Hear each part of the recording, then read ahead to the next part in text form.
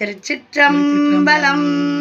சைவத்தின் மேல் சமயம் வேறு இல்லை, அதில் சார் சிவமாம். தெய்வத்தின் மேல் தெய்வம் இல்லனும், நான்மறை செம்பொருள் வாய்மை வைத்த செய்திரு தேவாரமும் திருவாசகமும் உய்வை தரச் செய்த நால்வர் பொற்றாழியம் எம் உயிர் துணையே. நாம் இன்னைக்கு பார்க்க போகிறவர் சுந்தரமூர்த்தி நாயனார், நம்பி ஆரூரன். இவருடைய பாடல்கள்லாம் அர்ச்சனை பாடல்களே ஆகும், திருப்பாட்டுன்னு சொல்லுவாங்க. இவருடைய பாடல்கள்லாம், இவருடைய வரலாறுகள்லாம் அப்பப்போ உங்களுக்கு நிறைய ஞாபகப்படுத்தி சொல்லிக்கிட்டு இருக்கிறேன். ஏன்னா 63 நாயன்மார்கள் வரலாறில் போட்டிருக்கோம். சேக்கிழார் அருளி செய்த பாடல் வரிசையிலையும் 63 நாயன்மார்கள் வரலாறை போட்டுக்கிட்டு வரேன். இந்த பாடல்களை பாடும்போதும் அவர்களுடைய வரலாறெல்லாம் ஞாபகத்துக்கு சொல்லிக்கிட்டு வரேன். நாம் இன்றைக்கி கொஞ்சம் வரலாறில் கொஞ்சம் ஞாபகப்படுத்திப்போம். அவர் பறவை நாச்சியாரை விட்டுட்டு திருநின்ற ஊர் போன உடனே திருவொற்றியூர் போனோம். அங்கே போயிட்டு திருவொற்றியூரில் சங்கிலி நாச்சியாரை கல்யாணம் பண்ணிக்கிறார். அந்த சிவபெருமான் கிட்ட தான் அந்த தகவலையும் வந்து கேட்குறாரு. இப்போ அந்த புராணத்தை கொஞ்சோண்டு படிப்போம். இந்நிலையில் ஒரு நாள் சுந்தரர் வழிபட திருவொற்றியூர் வந்தார். மனம் அவர் பால் செல்ல பெருமான் அருளால் பெறுவேன் என்று சங்கிலியை தருக, என் துயர் தீருக என வேண்டினார். அந்த கோயிலில் அங்கே மடத்தில் பூ கட்டி கொடுப்பாங்க. அந்த என்ன பண்ணுறாரு இவர், அந்த மடத்துக்கு பூ கொண்டு போய் கொடுக்குறாரு. அப்போ சங்கிலி நாச்சியாரை பார்த்துறாரு. அந்த அம்மா வடநாட்டு பெண் இல்லையா, முகமூடி போட்டுக்கிட்டு தான் வருவாங்க, முகத்தை மூடிக்கிட்டு வருவாங்க பூ வாங்கினாங்க. அதனால் அவர் பார்த்த உடனே அந்த கையில் பூ கொடுக்க சொல்லவே அவருக்கு மனமெல்லாம் அவங்க மேலே போயிடுச்சு. என்ன பண்ணுவீங்களோ ஏது பண்ணுவீங்களோ, எனக்கு இந்த பொண்ணை கல்யாணம் பண்ணி கொடுங்கன்னு சிவபெருமான் கிட்ட போய் சொல்கிறார்.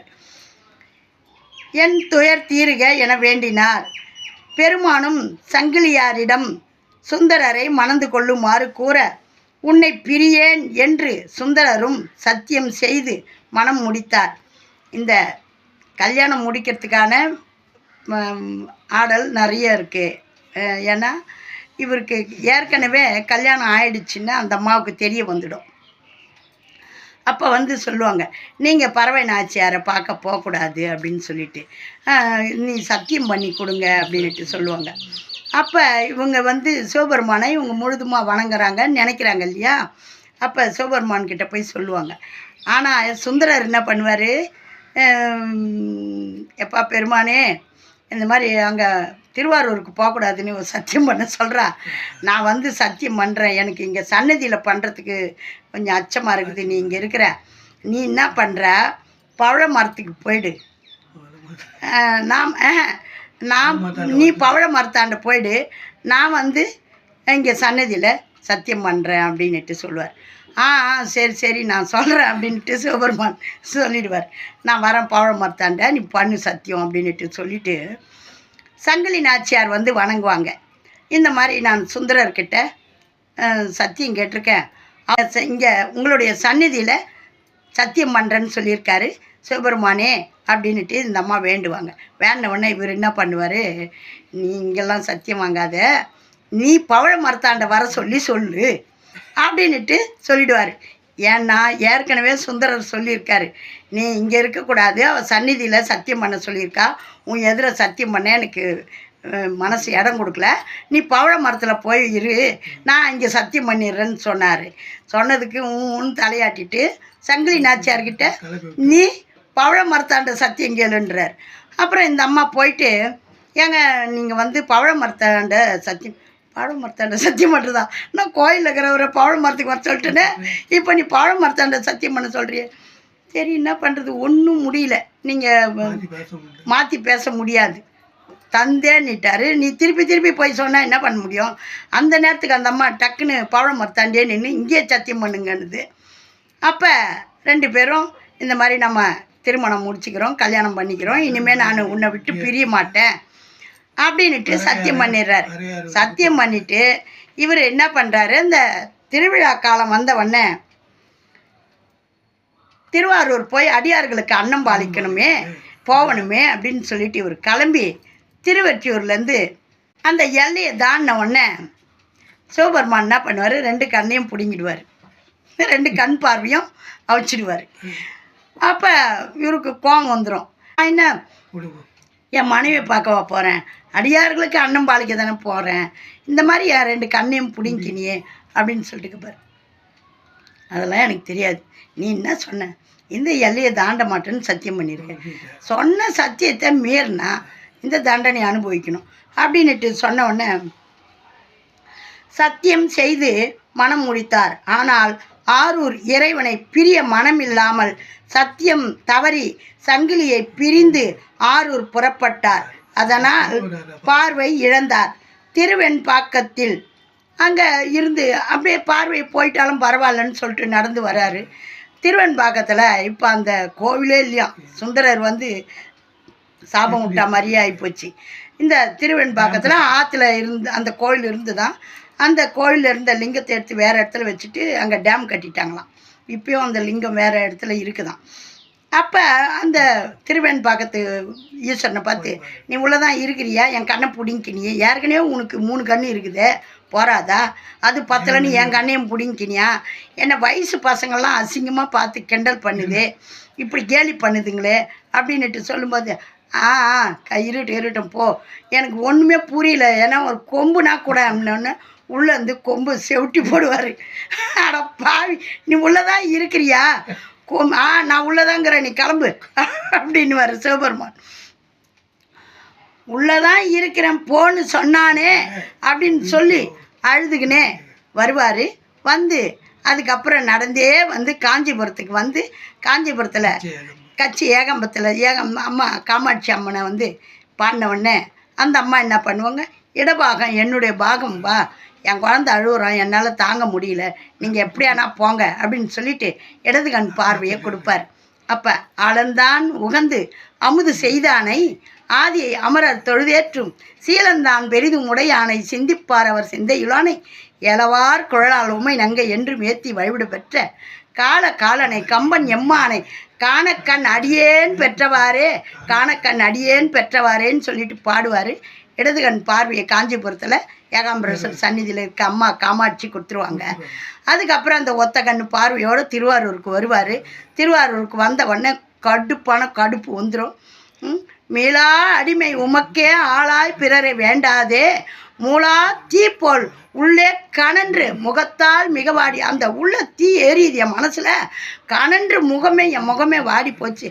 ஆனால் நீ ஆளா இருக்கும் அடியார் தங்கள் அல்லல் சொன்னக்கால் வாழாங்கு இருப்பீர் திருவாரூரில் வாழ்ந்து போகிறேன். மனசு கோவம் வந்தா சொல்லுவாங்க, நீ வாழடா, வச்சுக்கின்னு வாழடா அப்படின்வாங்க. அந்த மாதிரி என் கண்ணில் உனக்கு 3 கண்ணுக்குது பத்தலை, நீ என் கண்ணையும் வாங்கிக்கினேன், வாழ், நீயே வச்சுக்கின்னு வாழ்ந்து போகிறே அப்படின்னு திட்டின உடனே, எப்பா நீ திட்டியா இருந்தாடா உன் கண்ணு அப்படின்னு சொல்லிட்டு வலது கண் பார்வையும் கொடுத்துருவார். அப்படி இறைவனோட எந்நேரமும் சண்டை பிடிக்கிறதே சுந்தரருக்கு வேலை. ஏன்னா வன் தொண்டர்னே அவருக்கு பேர். அவர் தானே திட்டிக்க முடியும், அவருடைய அம்சம் இல்லையா அவர் சுந்தரர். அருமையான பதிகங்களை நம்மளுக்கு கொடுத்துருக்காரு. இந்த பதிகங்களை கேட்கறதுக்குன்னே சிவபெருமான் கூடவே தெரிஞ்சார். ஆனால் இன்றைக்கி நாம் பதிகம் நின்ற ஊரில் நின்றியூர் தளத்தில் பாடியிருக்காரு, பாடுவோம். இது தேவாரம், திருவாசகம், திருப்புகழ் இப்படியெல்லாம் இருக்குதா எங்களுக்கு தெரியாது அப்படின்னு சொல்கிறவங்களுக்கும் போய் சேரணும்னு போடுற பதிவு. இதையெல்லாம் தெரிஞ்சவங்க வந்து பார்த்து குறை கூற வேணாம், என்ன பார்த்தோம் குறை கூற வேணாம். உங்கள் வீட்டில் இருக்கிற அக்கா, தங்கச்சி, அம்மா, ஆயா, தாத்தா இதை மாதிரிலாம் இருக்கிறாங்க இல்லையா, அவங்களோட ஒருத்தவங்களாம் நினைங்க. உங்களுக்கு பார்க்க பிடிக்கலன்னா தள்ளிட்டு போங்க, தயவு செஞ்சு தனி விமர்சனம் பண்ணாதீங்க. இது தேவாரம், திருவாசகம், திருப்புகழ்னா என்னன்னு தெரிஞ்சுக்கணுன்னு போடுற பதிவு. அதை விடுத்து மற்றதையெல்லாம் பார்க்குறீங்க, மற்றதையெல்லாம் கேட்குறீங்க. தயவு செஞ்சு இறைவனோடு ஒன்றி இருங்க. திருச்சிற்றம்பலம்.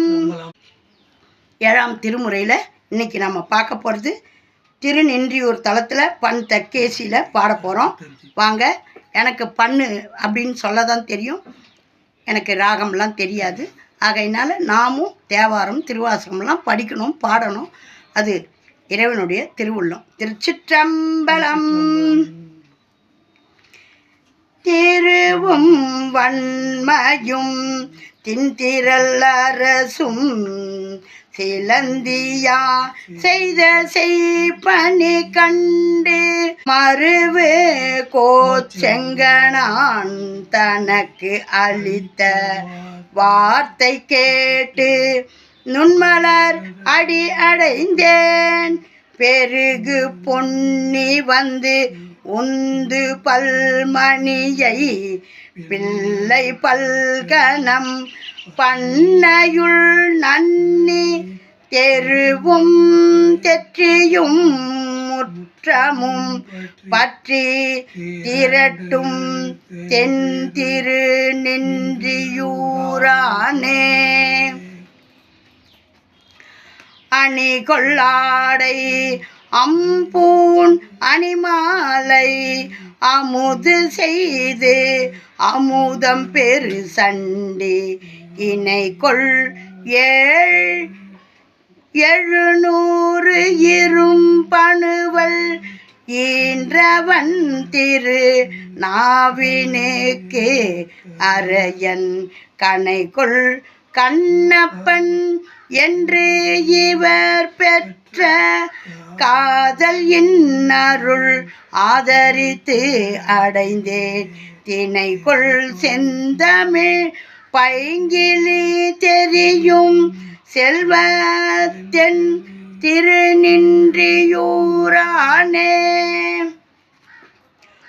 மொய்த்த சீர் 360 வேலி 300 வேதியரொடு நுணக்கு ஒத்த பொன்மணி கலசங்கள் ஏந்தி ஓங்கும் நின்றியூர் என்று உனக்கு அளிப்ப பக்தி செய்த அப்பரசுராமர்க்கு பாதம் காட்டிய நீதி கண்டு அடைந்தேன். சித்தர் வானவர் தானவர் வணங்கும் செல்வத்தின் திருநின்றியூரானே. இரவினில் சுடர் எழுவதன் முன்னம் எழுந்து தன் முளைக்கலசங்கள் ஏந்தி சுரபி பால் சொரிந்து ஆட்டினின் பாதம் தொடர்ந்த வார்த்தை திடம்பட கேட்டு பரவி உள்கிவன் பாசத்தை அறுத்து பரம வந்து நுண் பாதத்தை அடைந்தேன். நிரவி நித்தலம் அத்தகு செம்பொன் அளிக்கும் தென் திரு நின்றியூரானே.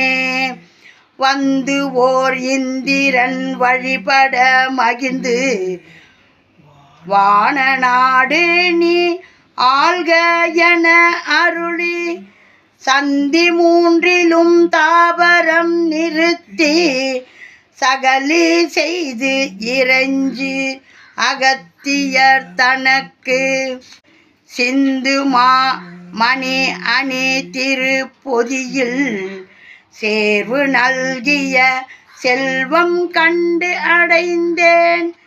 செந்தன் மாமலர் திருமகள் மருவும் செல்வ தென் திருநின்றியூரானே. காது பொத்த ஐக்கிண்ணரர் உழுவை கடிக்கும் பன்னகம் பிடிப்பரும் சீயம் கோதியில் மாதவர் குழுவுடன் கேட்ப கோல ஆள் நிழல் கீழ் அறம்பகர வேதம் செய்தவர் எய்திய இன்பம் யானும் கேட்டு நின் இணையடி அடைந்தேன். நீதி வேதிய நிறை புகழ் உலகில் நிலவு தென் திருநின்றியூரானே. கோடு 4 உடை குஞ்சரம் குலுங்க நலம் கொள் பாதம் நின்று ஏந்திய பொழுதே பீடு விண்மிசை பெருமையும் பெற்று கேட்டு நின் பொற்கழல் அடைந்தேன் பேடை மஞ்சையும் பிணைகளின் கன்றும் பிள்ளைக்கில்லையும் என பிறை நுதலார் நீடு மாடங்கள் மாளிகை தோறு நிலவு தென் திருநின்றியூரானே நிலவு தென் திருநின்றியூரானே. திருச்சிற்றம்பலம். சுவாமி மகாலட்சுமிநாதர் அம்பாள் உலக நாயகி. இந்த சிவபெருமான பாடினீங்கன்னா செல்வ செழிப்பு அருமையாக. 8, 9, 10 பாடல்கள் காணாமல் போயிடுச்சு. 7 பாடல்கள் தான் இருக்குது. காது பொத்தர் கிண்ணர் உழுவை கடிக்கும் பன்னகம் பிடிப்பரும் சீயம் கோதியில் மாதவர் குழுவுடன் கேட்ப கோல ஆள் நிழல் கீழ் அறம் பகர அந்த கல்ல ஆல மரத்துங்கீழே தான் மாணிக்க வாசகருக்கு சொன்னார் இல்லையா, அதை சொல்கிறார். கோல ஆள் நிழல் கீழ் அறம் பகர வேதம் செய்தவர் எய்திய இன்பம் அவர் பெற்ற இன்பம் யானும் கேட்டு நின் இணையடி அடைந்தேன். அந்த மாணிக்க வாசகருக்கு அன்னைக்கு உரைச்சிங்கள, அதை நானும் கேட்குறேன். எனக்கும் அருள் கூர்ந்து நீதி வேதியர் நிறை புகழ் உலகில் நிலவு தென் திரு நின்றியூரானே எனக்கும் அருள் பாலிங்க. சிந்து மாமணி அணி திரு பொதியில் சேர்வு நல்கிய செல்வம் கண்டு அடைந்தேன் செந்தன் மாமலர் திருமகள் மருவும் செல்வ தென் திரு நின்றியூரானே. அந்த அந்த அகத்தியர் வணங்கி வழிபாடு செய்த அந்த பொதிய சிந்து மாமணி அணி திருப்பொதியில் சேர்வு நல்கிய செல்வம் கண்டு அடைந்தேன் செந்தன் மாமலர் திருமகள் மருவும். அந்த மகாலட்சுமி இங்கே தான் வாசம் செய்கிறாங்களாம். அந்த மருவும் செல்வ தென் திருநின்றியூரானே அப்படின்னுட்டு கேட்குறாரு. அருமையான இந்த 7 பாடல்கள். ஒவ்வொரு பாடலையும் அவ்வளோ விளக்கலாம். இதையெல்லாம் பாடி கண்ணை மூடிக்கின்னு பாடலை கேளுங்க. நான் என்ன போட்டிருக்கேன் ஏது போட்டிருக்கேன்னு பார்க்காதீங்க தயவு செஞ்சு. நாம் பார்க்கறது தேவாரம்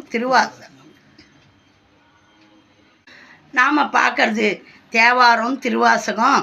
இதை மட்டும் நம்ம கவனித்தா போதும். கவனித்து கேளுங்க. குறை எதுவும் கூறாதீங்க, குறை எதுவும் பார்க்காதீங்க. நாமும் தேவாரம் திருவாசகம் பாடணும், படிக்கணும், இறைவனுடைய திருவருளை பெறணும். அந்த சிவபெருமான் இந்த சுந்தரருடைய பாட்டுக்கு அடிமையாக இருந்தார். அந்த பாடலை நாம் பாடினோம்னா செல்வம் செழிப்பு எல்லாம் வந்து குவியும். சிவபெருமானுடைய திருவுள்ளம் குளிர்ந்து நம்மளுடைய கேட்ட வரத்தையெல்லாம் அள்ளி கொடுப்போம். இந்த ஒரு பதிவு போடணுன்னா கூட எனக்கு எவ்வளோ பணம் வேணும் தெரியுங்களா? நான் யார்கிட்டையும் 10 பைசா வாங்குறதில்ல. என்னுடைய குடும்பம் நடத்துறதுக்கே எனக்கு பெரும் கஷ்டமாக இருக்குது. இருந்தாலும் இறை தொண்டு இது 4 பேருக்கு போய் சேரணும்னு நான் செய்கிறேன். இதில் இப்படியெல்லாம் சொல்கிறாங்க. இதுக்கான நெட்டு போடணும், இதுக்கான டைம் எடுத்து நான் பண்ணணும். இந்த வேலையை உக்காந்து நான் 2 ஜாக்கெட் தைக்கலாம், 2 ஜாக்கெட் தைச்சேன்னா கூலி வரும், சம்பாதிக்கலாம். அப்படியெல்லாம் பொழப்பு இருக்குது. என்ன பண்ணுறது? இறைவனுடைய இந்த தொண்டு எல்லாருக்கும் போய் சேரணும். தேவாரம் திருவாசகம்னா தெரியலன்னு ஓடுறாங்க. ஆகையினால நம்மளால் முடிஞ்சது. அப்போல்லாம் உடம்புல தெம்பு இருந்தது, உழைச்சேன், இறைவனுக்கு தொண்டு செஞ்சேன். என்னால் உழைக்க முடியலன்னொடனே எனக்கு ப்ரமோஷன் கொடுத்துட்டார் எங்கள் அப்பா. இப்படி உட்காந்து தேவாரம் திருவாசகத்தை பாடுன்னுட்டார்.